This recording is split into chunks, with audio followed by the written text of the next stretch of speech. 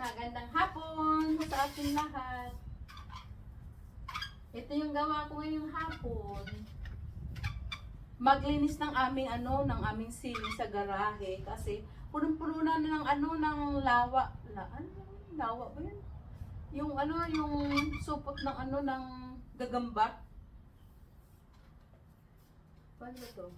Bakit ngayon? Maglilinis ako. Ito ang gawa ko ngayong hapon.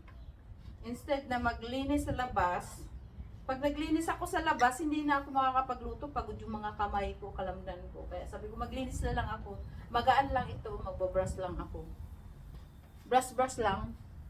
Ito ang aking gawa ngayon, maglilinis. Saan ba ako mag-start? Saan ako mag-start? Dito, sa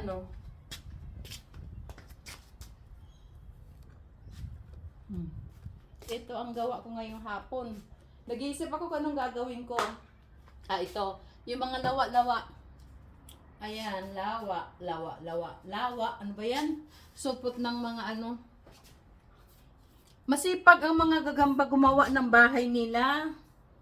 Pagusto lang sila. Oh, ayan pagusto lang. Wala yung aking mga alaga dito sa loob. Dito sila nakatira yung aking alagang possum. Dito. Diyan yung nakatira. Wala sila dyan. Absent. Naisipan ko maglinis ng ng mga supot ng ng gagamba. Sabi ko, nako, ang dami na namang ang dami na namang kalawit-lawit. Parang sinampay. Kailangan maglinis kasi mapupuno na ito. Ang bilis nilang dumami. Ayan. Madilim dito banda. Kasi nakasara yung yung garage door. Ayan, aray ko, nangalay ako Nakakangalay yung trabaho na ito. Magaan lang pero nakakangalay. Walang ibang gagawa yan kundi ako. Hindi pa pwedeng asahan ng anak. Pwede mong asahan sa ibang bagay. Pero dito hindi. Ayan siya Nagsindi na ako ng ilaw. Nag-on na ako ng ilaw kay madilim. Ayan. Naghahanap ng gagawin na yung medyo light lang ang trabaho para makapagluto ako pag natapos ako.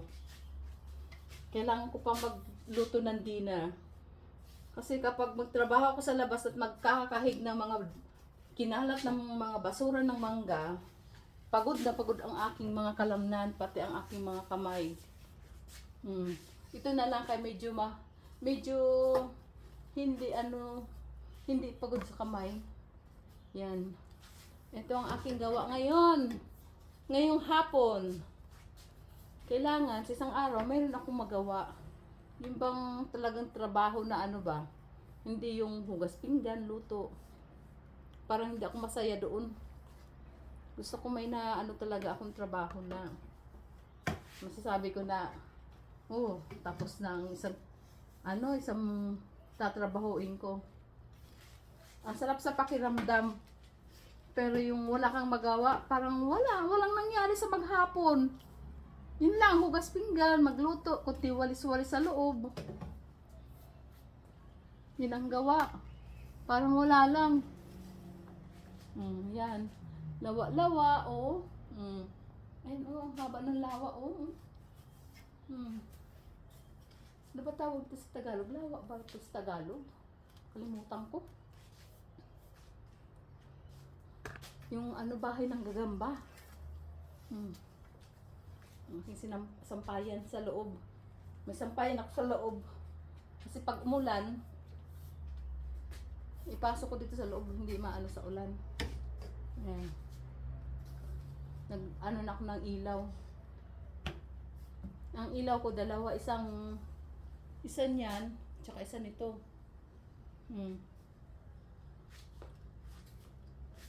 Yan ang gawa ko ngayong hapon. Bukas na ako maglinis sa labas. Magluto ako ngayon.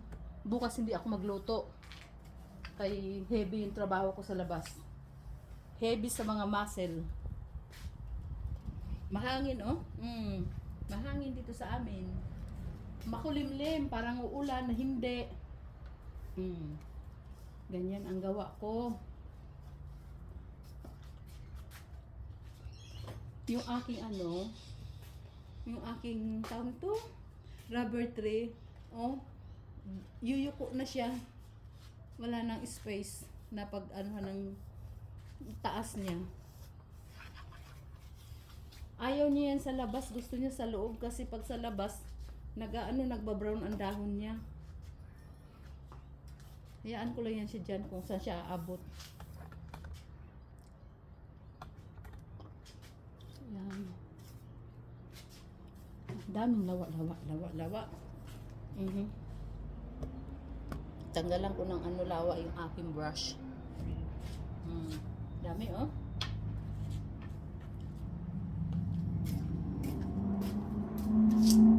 Maingay ang motor.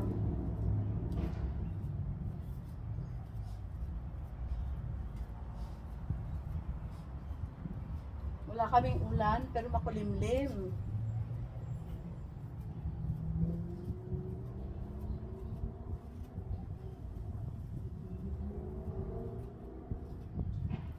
Nangangarap ako ng magkaroon ako ng bahay.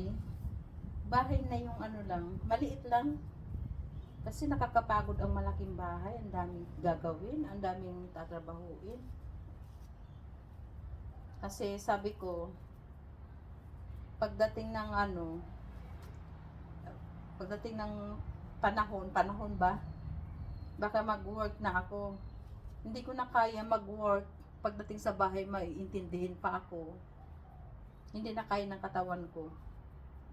Kasi darating yung time na yun talagang kailangan ko magtrabaho. Hindi pwedeng hindi magtrabaho. Ang daming babayaran. Ang daming bills. Kaya kung magkaroon ako ng maliit na bahay, kahit buwan na lang ako maglinis, kung kailan lang ako pwedeng maglinis.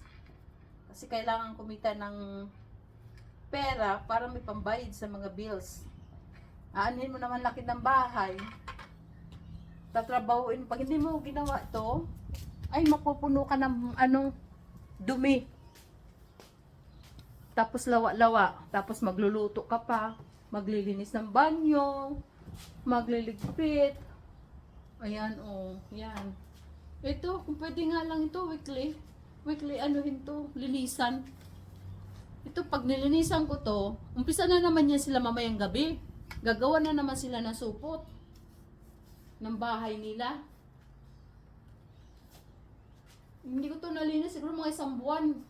Kaya na-busy ako. Busy ako sa garden. Hindi pa nga tapos yung garden ko, marami na namang lilinisin. Hayaan ko na lang muna yan. Dito muna ako. Kasi ang lawa, oh, grabe ang lawa, oh.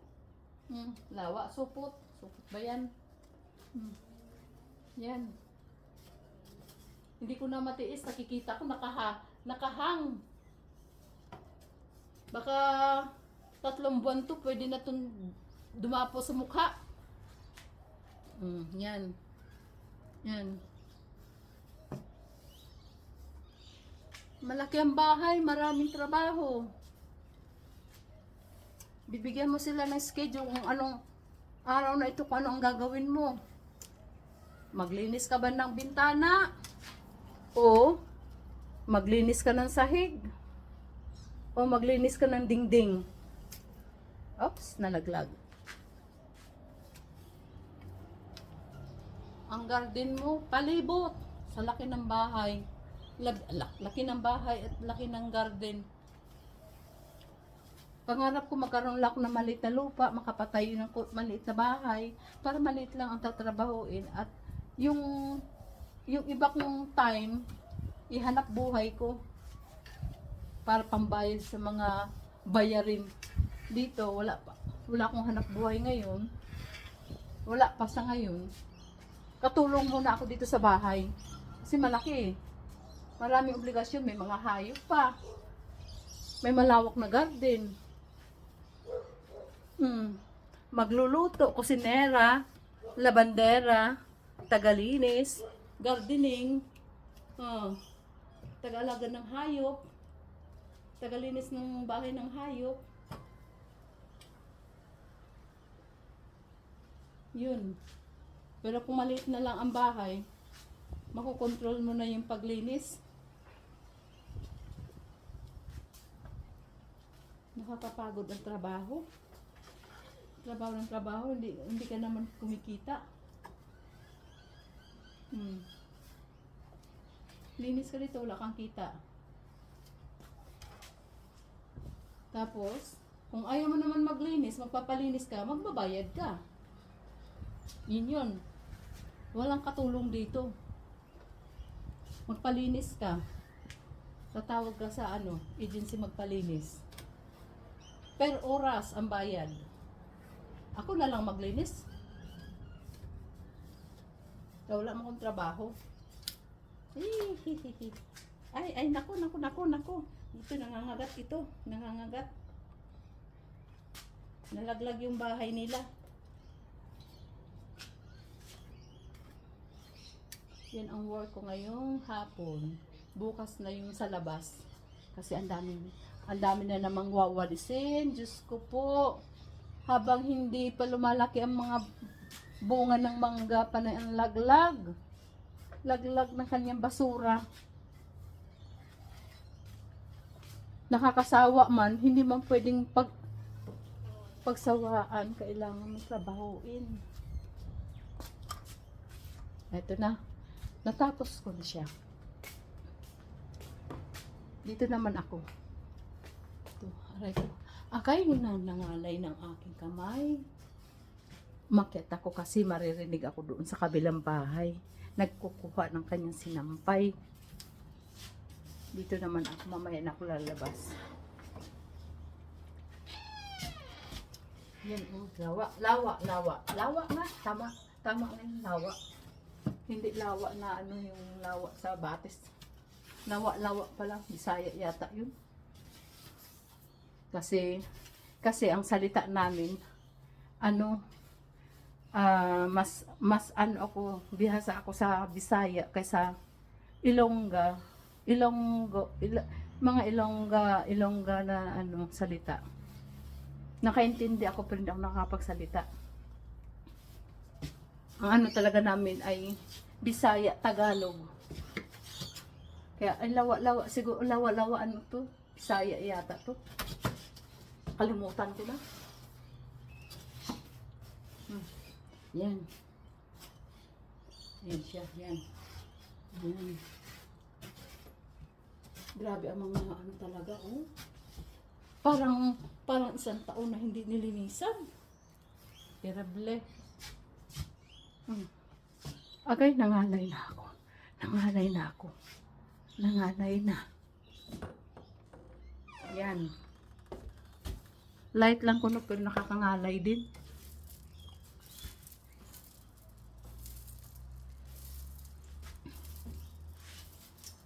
Kasi dito, kahit 60 plus ka na, pwede ka pang mag-work.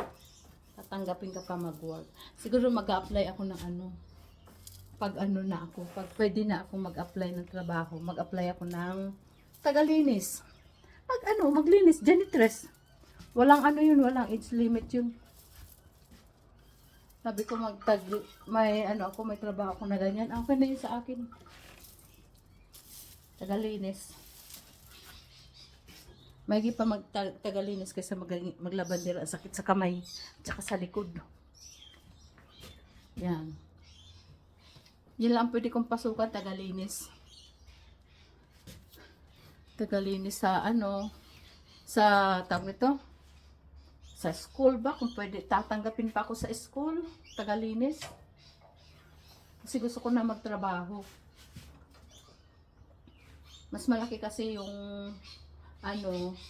yung kikitain kong magtrabaho kaysa kung bibigyan man ako, maliit lang, magtrabaho na lang ako. Kaso lang,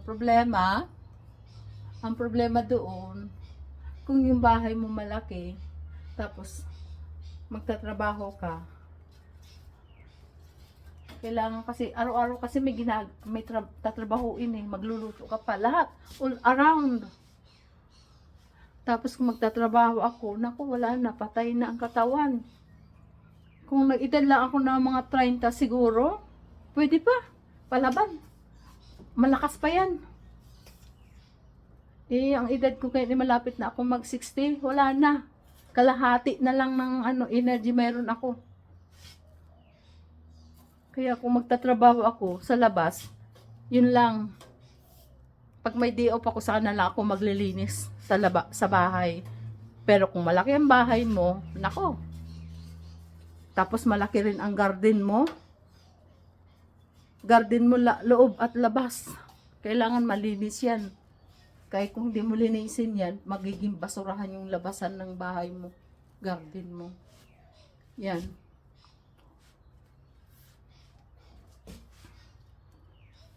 Tanong, kakayanin ko pa ba magtrabaho? Siguro, kakayanin. Kailangan kayanin. Kailangan kayanin maghanap buhay. Kaya kung hindi, walang pambayad sa mga bills. Kaya yung ng asawa ko, tama lang sa kanya, at saka konting bayarin. Kailangan ako, may sarili rin akong income. Kung mawalan ako ng income, kailangan ko magtrabaho. Ang sabi ko sa husband ko, pag nawalan na ako ng income, kailangan ibenta namin ang bahay, bibili kami ng maliit lang. Para maliit lang ang tatrabahuin. Hindi ko man yan magawa sa lingguhan, baka buwanan. Buwanan ang paglilinis ko. Kasi kailangan kong maghanap buhay. Tapos sabi niya sa akin, mag-rental daw ng bahay na lang. Hindi naman po pwede yun kasi mahal ang rental dito. Ang rental dito sa sa amin, per week ang bayad. Oh. Magkano ang pinakamababang per week dito? Pinakamababa na yan, less than $400. $400 ang isang linggo. Ang isang linggo, ang isang buwan, 4 weeks yan. Di, magkano yun? Kulang-kulang 2,000 o $2,000 ang isang buwan. Sabi ko, hindi po pwede yun. Mamumroblema tayo dyan. Bayad ka pa ng kuryente. Kasi ang alam ko kasi, pag nag-upa ka, pasok na yung tubig. Ang babayaran mo na lang yata kuryente. Tapos, kung ano yung papakabit mo, problema mo na yun. Magpapakabit ka ng katulad ng wifi, internet. Sa'yo na yun. Pero ang tubig yata ay kasama na sa bahay. Pero laki pa rin nun ha. Kulang-kulang 2,000 yan sa isang buwan. Kasi sabi ko hindi. Hindi natin kailangan na magandang bahay. Yung basang mahalaga. Mayroon tayong masisilungan na na tawag nito. Na komportable tayo na hindi tayo mahirapan. Yung nasa lang.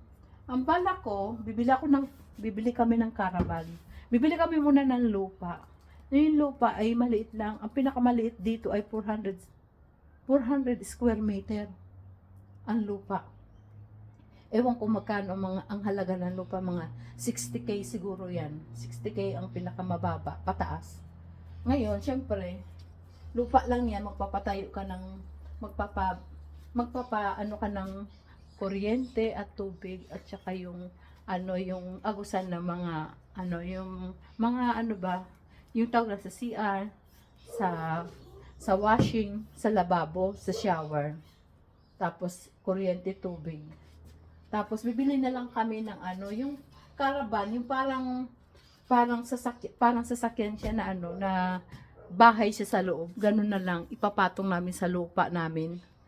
At least yun, kontrolado na ang paglilinis, hindi na Tapos sabi kong ganun, pwede na akong maghanap buhay. Kasi hindi pwedeng hindi maghanap buhay kasi maraming bayarin. Yun ang plan namin ng aking asawa. Sabi ko, konti na lang ang lilinisin natin sa garden. Kasi siya, hindi na siya pwedeng maglinis sa garden. Na siya kumbaga, hirap ang pagkilos niya ay, ano na, kumbaga, matanda na kasi siya. Ako, bata-bata pa, pero hindi na rin kakayanin ng katawan ko yun. Mag-aano na lang ako, kung kailan yung time ko ng paglilinis. At least, maliit na lang, hindi katulad dito. Yung surrounding ko dito, napakalaki. Garden mo dito, garden sa labas. Kailangan mong linisin. Kaya yun ang iniiwasan ko para makapaghanap buhay ako. Naranasan ko na ngayon na magkaroon ng sariling bahay. Malaki ang bahay. Kompleto lahat. Mahirap din pala. Parang gusto kong bumalik sa dati. Na maliit lang ang bahay. Kasi nakakapaghanap buhay ka. Pag uwi mo, magluto ka na lang. Diba? Mag-intindi kung anong pwede mong intindihin. Na kaya pa ng energy mo. Ngayon, nagpapasensya lang ako ngayon kasi may konti akong income na pwede kong gamitin. Pag wala na yon, sabi ko sa husband ko, kaya gusto niya mag-work ka. Oo, mag-work ako. Walang problema. Pero kaya mo ba? Gampanan dito sa loob ng bahay. Hindi daw. Sabi, hindi pala eh. Ngayon, may solusyon ako doon. Lilipat tayo sa maliit na lugar. Kasi hindi ako pwede magtrabaho. Maghanap buhay ako pagdating ko sa bahay, ay magtatrabaho ako. Siyempre, walang gagawa. Mag-iintindi sa loob ng bahay, magluluto. Hindi na. Hindi ko nakakayanin yun. Kaya, pag ako nakatrabaho, pwede na lang siguro magluto. Yan. Pero yung sabi na intindihin pag ibang bagay, hindi na. Kung pwede nga lang, ayaw ko na rin magluto dahil pagod na ako eh. Sabi ko, mas maigi pa pala doon sa Pinas kasi pag may bahay ka doon, wala ka nang intindihin. Kung maglinis ka man o ano, 'di ba? Hindi naman katulad ng linis na linis lang sa loob ng bahay. Wala ka nang intindihin sa labas. Tapos maghanap buhay ka. Kung kailan mo lang gusto magtrabaho sa loob ng bahay, walang pakialam. Dito hindi pwede. Wala kang kasama, wala kang mautusan. Sarili mo lahat. Yan yun.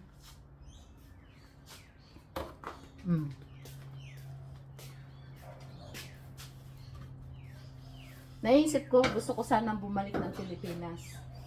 Kaya lang, sabi ko, uuwi ako kami ng Pilipinas. Halimbawa, wala na si hubby ko, kami na lang mag-ina. Sabi ko, mahirap din. Kasi, sabi ko ganun, dito kahit papaano, kung anong mangyari, ang anak ko, natutulungan ng government. Diyan, pag umuwi ako sa Pilipinas, walang tutulong sa anak ko. Sabi ko, hindi ako uwi ng Pilipinas. Di bali na lang na dito, maliit na lupa, maliit na bahay, may maanuhan lang kami ng anak ko, ayos na may pambayad kami sa mga bills, makahanap buhay. Kaya sabi ko, dito na lang kami mag-stay. Kasi pati, ang problema din sa Pinas, pag nagkasakit, diba, bawat galaw mo, pera. Foreigner ang anak ko, mahirap yun. Malaking gastusan. Dito, siya ng gobyerno, walang problema. Kaya lang, kailangan magtrabaho para may pambayad ng bill. Yan ang aking dito. Masarap ang malaking bahay, pero mahirap, hindi ka pwedeng dedmahin ang mga gawaing bahay, gawain sa garden. Aray ko, nangalay ng aking kamay. Nakailang na ba ako? Natapos na yung aking paglilinis. May tao ba sa labas? Nahiya akong magdadaldal sa labas kasi may tao.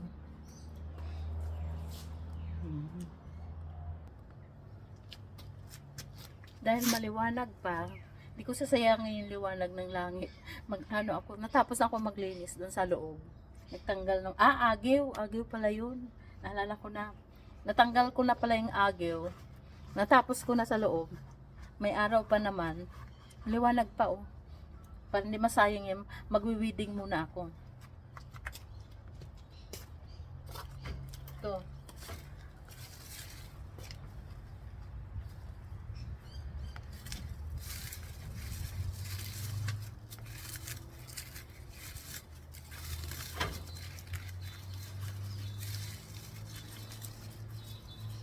Kasi ayaw kong sayangin yung oras ko. Ito, talbos ng kamote ang ano nito eh. Talbos ng kamote ang tinanim ko. Ayan eh, yan. Na ano na, dry. Walang ano, kailangan na ano, kailangan ko na siguro itong tanggalin. Ayan oh. Yan siya oh. Wala na.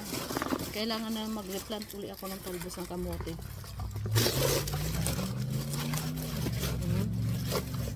Tanggalin ko kaya ito. Yan siya oh. Yan. Wala na, hindi na mapakinabangan to. May ano. Ay, ayun siya. Yan. Ayan kasi may araw pa kasi eh. Mag-ano muna ako bago ko papasok sa loob ng bahay. Malinis ko man lang itong side.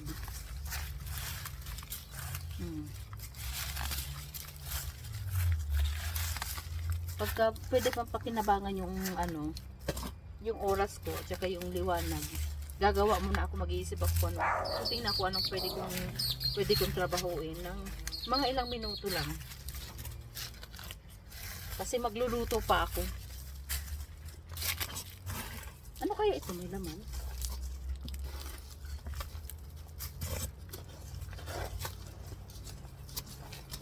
Wala si habi ko eh, umalis. Kaya okay lang na mamaya na ako magluto.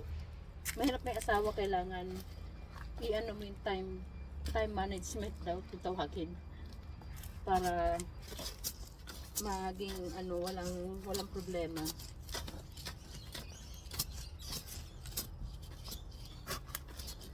Matapos ako dito, ay walang laman. Walang laman. Dito ko tinatanim yung talbos ng kamote. Pag ulan ng ulan, grabe ang usbong ng ano, ng talbos ng kamote. Panay na lang ang pitas ko ng talbos ng kamote. Isilipin ko nga kung may laman pa. May laman. Mukhang wala. Mukhang walang laman. May laman ka ba? Magagawa nga ako ng basura dito. Bukas ko na liligpitin. Ito siya oh. Ay, ang bigat. Ang bigat. Uy, ano yun? Mabigat siya.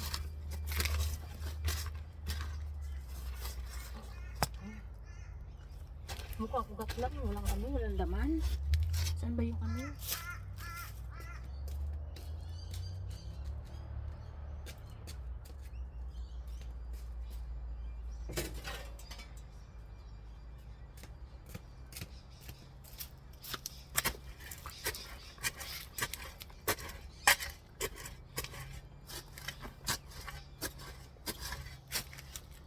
Sayang pag nabutas.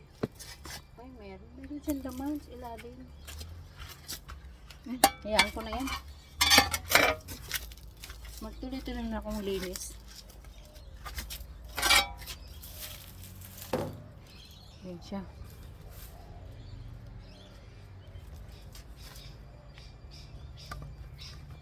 Ito yung ipunan ko ng tubig, hinugasan ko. Nilinisan ko tong aking tangke. Kaya napakadungis. Pag ilang buwan na walang ulan, grabe ang dumi. Tinuwad-tuwad para matanggal yung latak niya sa loob. Ngayon malinis na. Ready na siya para sa ano. Pag nag-ulan, malinis ang tubig niya. Daming trabaho, Diyos ko. Hindi mo na malaman kung ano kaya umpisahan ko. Eh kung hindi mo feel na gawin yung isang bagay, maghanap ka yung gustong-gusto. Yung feel mo ba na ayan na lang gagawin ko?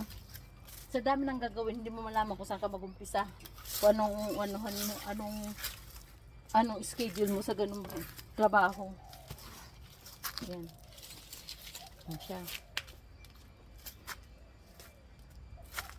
Maano ang langit. Ayan, oh. Ayan, makalimlim. Yan. Ayan yung mangga na namumunga. Tapos, yan yung mga parang stick na lalaglag. Yan, ang daming basura. Diyos ko, kalawawalis ko lang ng ilang araw. Binigyan na naman ako ng tatrabahuin. Yan, bukas ko yung gagawin.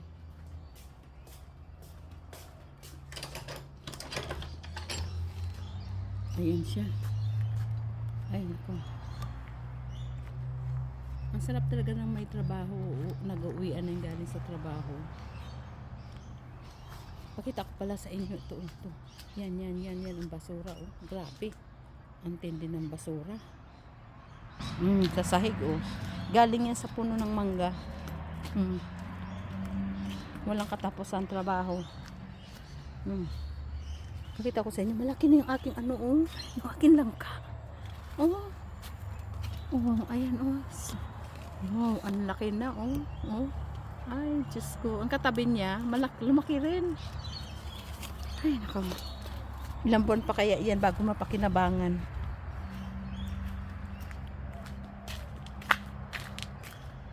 Asan ba yung tatrabahuin ko bukas? Ay, si Roger pala ang mag-ano. Ito ang mawalisin ko bukas. Halika, Nes. Halika. Ay, halika dito, be. Halika.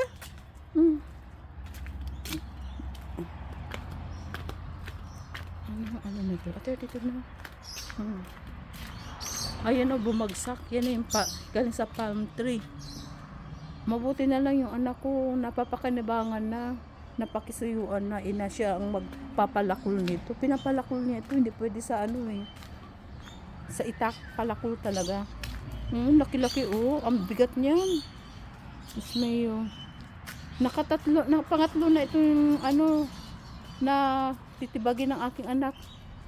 Ay, naku, may pakinaban ng anak ko. Nakakatulong na rin sa akin. Hapon na kami dito. Ayan. Ito yung kabilang mangga, Kaya yan ang trabaho, kabilaan yan. Ayan din, pangalawa. Ang daming ito pa yung kaya gusto kong umalis dito. Sabi ko sa asawa ko, napapagod na kaya ako magwalis. Yung walis ka ng walis ng basura ng mangga. Ayun, malinis na yan, mangilan-ngilan na lang nalalaglag. Kay ilang beses ako naglinis niyan, kabilaan yan. Sabi ko, napapagod na ako maglinis sa basura ng mangga. Diyos ko po, wala namang binibigay sa akin yan. Walang bayad, walang sweldo. Yan ang isang dahilan na gusto ko na rin umalis dito. Sa dami ng trabaho.